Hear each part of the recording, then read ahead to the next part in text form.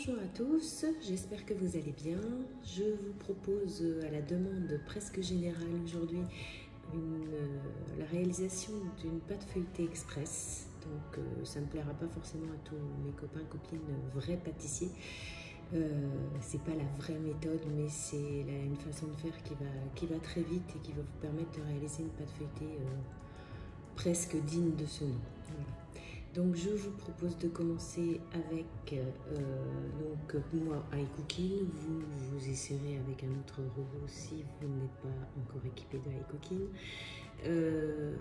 On pèse 250 g de farine, donc j'ai déjà pesé. Je vais rajouter la même quantité de beurre en petits dés coupés et congelés.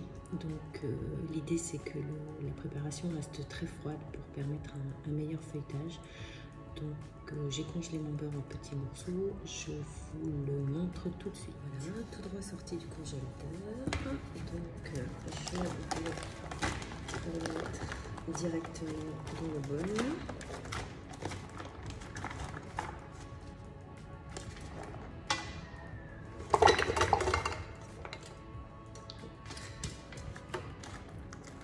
Alors beurre doux ou beurre salé comme vous le souhaitez, moi je préfère avec du beurre salé, c'est au choix.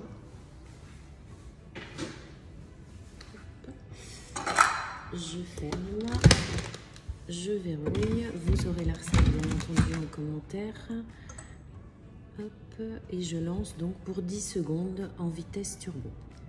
Voici le résultat, donc un sablé de farine et de beurre auquel donc je vais rajouter à l'étape suivante une pincée de sel si c'était pas du beurre salé, donc là moi c'était le cas, donc je ne rajoute pas de sel, et 120 g d'eau froide.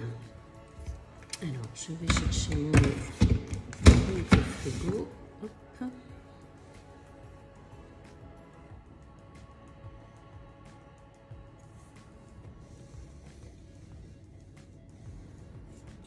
Je ne sais pas si vous voyez bien.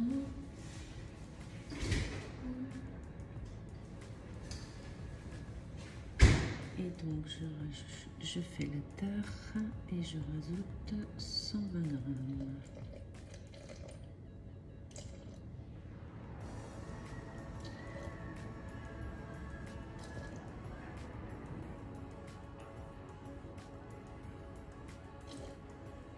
Voilà.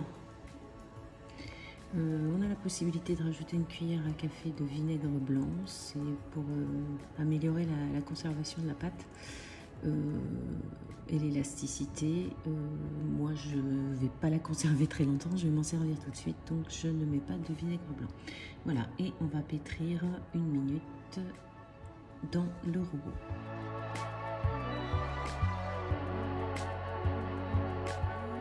Voilà, alors terminé, je vais sortir le pâton sur mon plan de travail fariné.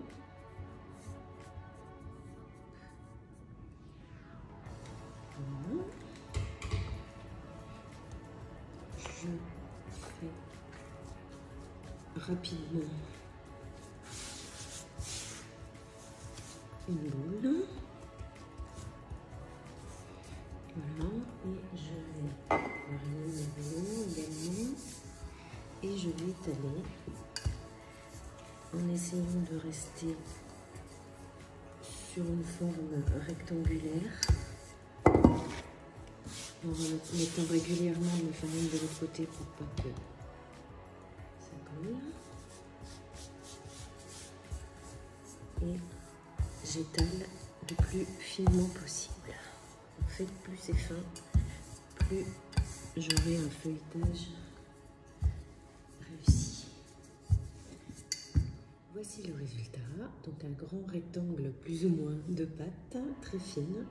Et ensuite, je ne sais pas si vous voyez, après voici, je vais rouler ma pâte sur elle-même. Comme si c'était un torchon qu'on roulait par exemple. Voilà. Pas que ça colle toujours. Hop. Voilà, donc j'obtiens un boudin. Et ce boudin, je vais le mettre comme ça. Je vais le rouler sur lui-même, comme ça, pour former ce qu'on appelle un escargot. Voilà.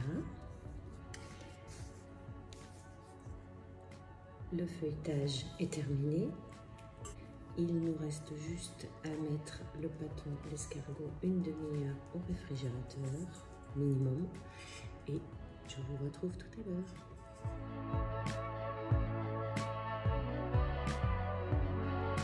Tadam! C'est comme la télé, les 30 minutes sont écoulées. Je vais pouvoir étaler mon escargot. Donc, l'escargot est bien froid. Vous avez la possibilité soit de l'étaler en entier, soit de le couper en deux dans ce sens-là pour faire deux pâtes distinctes et pouvoir faire deux préparations différentes. Par exemple, pour une galette des rois, vous aurez vos deux pâtes. Moi, je vais garder l'escargot en entier. Donc, l'idée, c'est d'étaler la pâte en écrasant l'escargot dans ce sens-là. Je vous montre, pardon, comme ça, voilà. Afin qu'on ait bien les couches de feuilletage dans le bon sens. Je vais faire un petit peu ou beaucoup ma pâte. Je vais la tourner pour plus de facilité. Voilà, donc je vous montre quand même. Vous voyez qu'on retrouve l'escargot écrasé, ce qui va nous faire, avec le roulé de départ, toutes les épaisseurs de feuilles de la pâte feuilletée. Alors, suivant ce que vous allez préparer, si vous voulez un feuilletage encore plus intense, comme pour des bouchées à la reine, des vol-au-vent, etc., vous avez la possibilité de refaire une deuxième fois la manipulation, c'est-à-dire rétaler complètement la pâte comme tout à l'heure, la rerouler comme un torchon sur elle-même et refaire un escargot et remettre 30 minutes au réfrigérateur. Vous aurez un feuilletage encore plus garni. Mais déjà, une seule manipulation suffit pour avoir un feuilletage croustillant. Donc voilà. En fonction de ce que vous allez préparer, une tarte aux pommes, un millefeuille, etc. Vous gardez plus ou moins une bonne épaisseur de pâte et il ne vous reste plus qu'à préparer le reste de la recette. Voilà. Si vous avez envie que je vous montre d'autres pas à pas, d'autres préparations, n'hésitez pas à m'envoyer un petit message. À bientôt, bonne cuisine et prenez soin de vous.